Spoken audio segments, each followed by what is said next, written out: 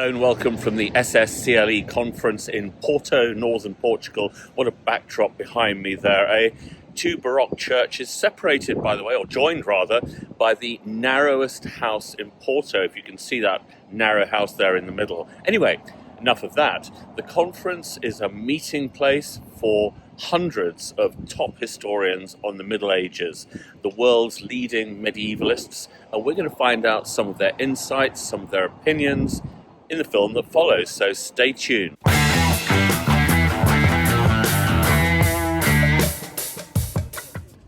Later in the film, we'll be joining the historians in Tomar, where there was a Templar battle. More on that later, as well as the Templar fortress in the town.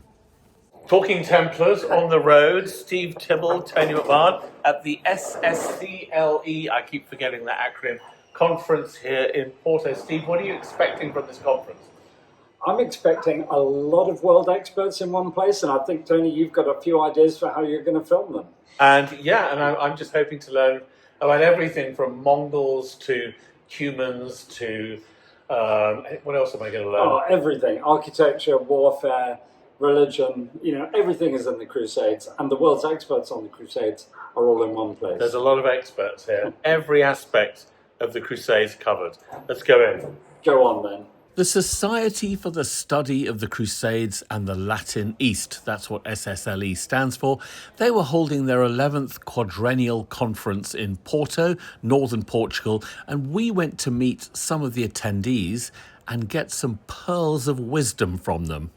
Why the conference is important, I think it's really great to be able to connect with all the other people in the field. Like, there's a lot of these people that are some of my best friends that I only get to see like maybe once a year if I'm lucky.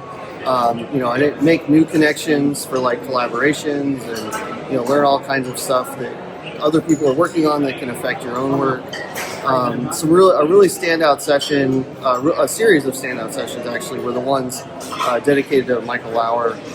There were some really great presentations there from like Ann Zemo and Jesse Izzo, Stefan Knott, that really insightful to just, a bunch of different aspects into like the wider impact of Crusades, like in the East as well as the rest of the Mediterranean. Yes, well, the First Crusade sort of established a narrative that God had willed the success of the Crusaders, and the victory at Jerusalem seemed like a kind of insurmountable, unexplainable event. So It kind of bolstered this idea that this was God's will and that future Crusades could expect similar successes. And then immediately afterwards, the Crusade of 1101 kind of did its best to completely refute that idea and was an abysmal failure. So really I've been looking at how the narrative, I suppose they scramble to try and reshape the narrative to explain why it is they can't match what the First Crusade achieved. Crusade conferences always are fun because a number of very good scholars, number of young scholars, a diversity of places where they're coming from. Iran this year, Mexico. And then the papers are of generally good quality. I think in the current climate, people find it hard to make the same sort of time for events like this they used to. But this is where, cutting-edge ideas are really shared. People give you fantastic feedback. You always come away with a tremendous amount to think about. More importantly, people make those connections towards collaborative research, future events that might involve academic research, but might also mean public outreach. And then kind of reacquainting yourself with your peers as well, getting a sense of where the wider field is at the moment. Well, in Portugal, we did not have any persecution to Templars, nor imprisonment. No, there hasn't been that.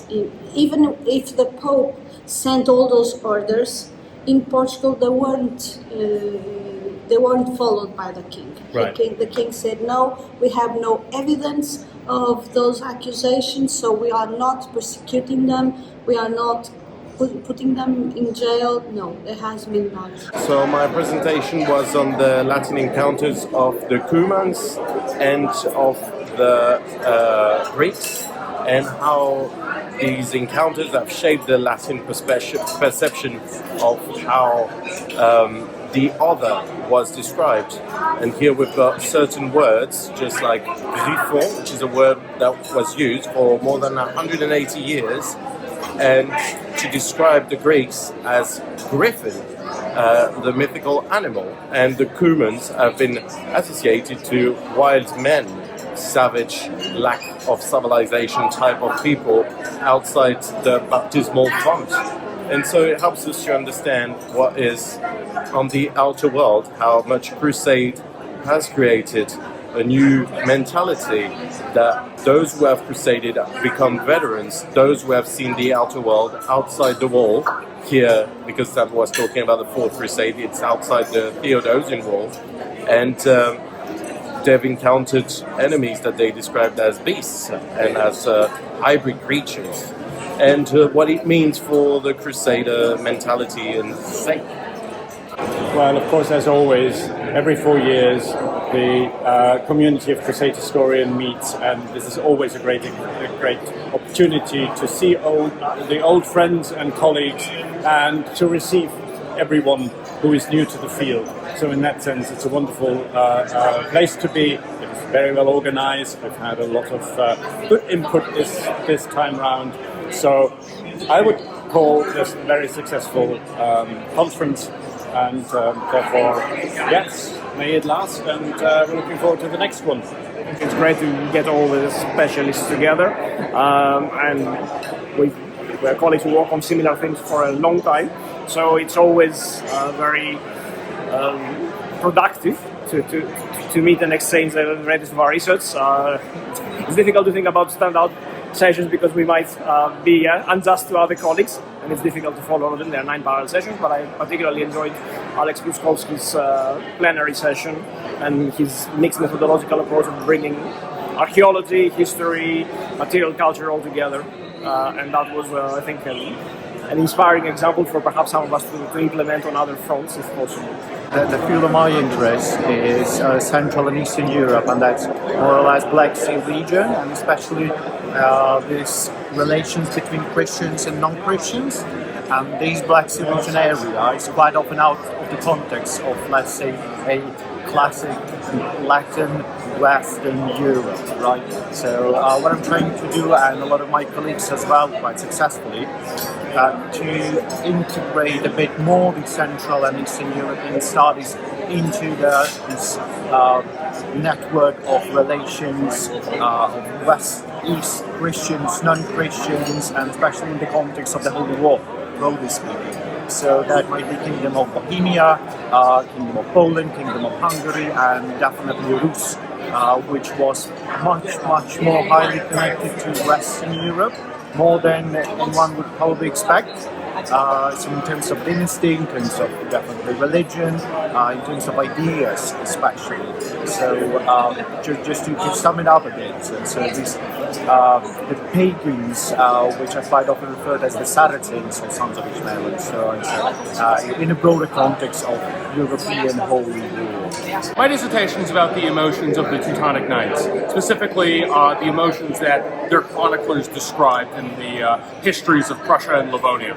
Well, I think it's important in 2 ways. One, they live in a very different emotional world than from ours, so we would expect military men to be stoic and strong, and the Teutonic Knights were many things, but they were not stoic. They loved crying, they loved expressing joy, a way more emotive group of warriors than one might expect. So it kind of gives us a different way of understanding how to process trauma or other military affairs. I guess the other way it's important is that we can see how they treated not only themselves, but the people they conquered, the native Prussians, because they're not only describing their emotions, they're also writing about the supposed emotions of their Baltic enemies. And from looking at these emotions, we can see in which ways did they empathize with the people they were fighting, or which way they usually demonized their Baltic enemies.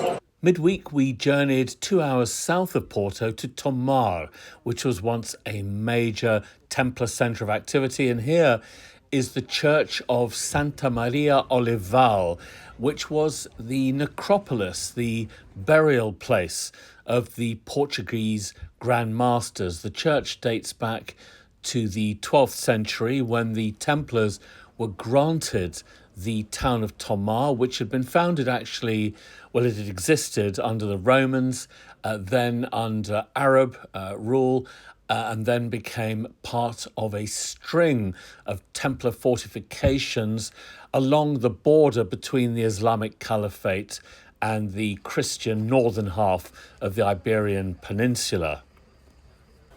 We then moved off along Templar-themed pavements. Everything is Templar-themed in Tomar, to go and visit what was once the Jewish quarter in the town, and specifically a medieval synagogue, which is a great survivor in Portugal because most synagogue buildings were either destroyed or converted into churches when the Jewish population was forced to convert at the end of the 15th century. And this museum holds tombstones with Hebrew inscriptions and other artifacts from Portuguese Jewish communities. These are really rare survivals. We then went to the main town square in Tomar, which is dominated by a statue of the Templar Grand Master Gualdim Paige. Nearby is the Church of St. John the Baptist, which is a classic example of what is called Manueline architecture, built under King Manuel I back in the 15th century. Then over lunch, 2 young Portuguese Templars did a bit of sword fighting, but this is really great stuff because young people in Portugal really are engaging with the Middle Ages at all levels, and there are festivals every year all over the country where you can see this kind of swordsmanship. And then the focal point of any visit to Tomar is to see the Convent of Christ, which was once the headquarters of the Knights Templar in Portugal and later became the HQ of the Order of Christ, the Portuguese successor organisation to the Knights Templar. This relatively simple, almost austere cloister was built by Henry the Navigator, a prince of the Portuguese royal family, and he was also the head of the Order of Christ in the 15th century. It's called the Cemetery Cloister because members of the order are buried underneath it, right under your feet. And then we entered the Charola, as it's called, which is the original Templar church dating back to the 12th century. Much of the Convent of Christ dates from the 15th and 16th century, but this structure goes right back to the Templars. Now, it's been decorated considerably since the Templars were crushed and destroyed, but the structure itself is where the knights came to pray. And it has this circular structure, of course, in imitation of the Holy Sepulchre in Jerusalem. And it is an incredible space, and certainly the historians were in awe of what they saw on that day.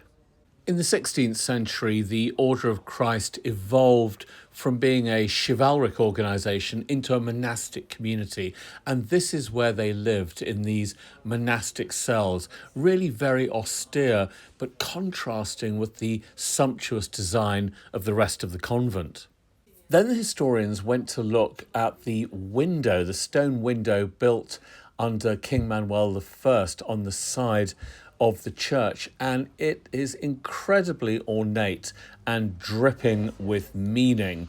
But essentially it celebrates the Order of Christ, royal power, and the national ambition of Portugal as a maritime power. But try getting underneath all that layered meaning is really quite a task.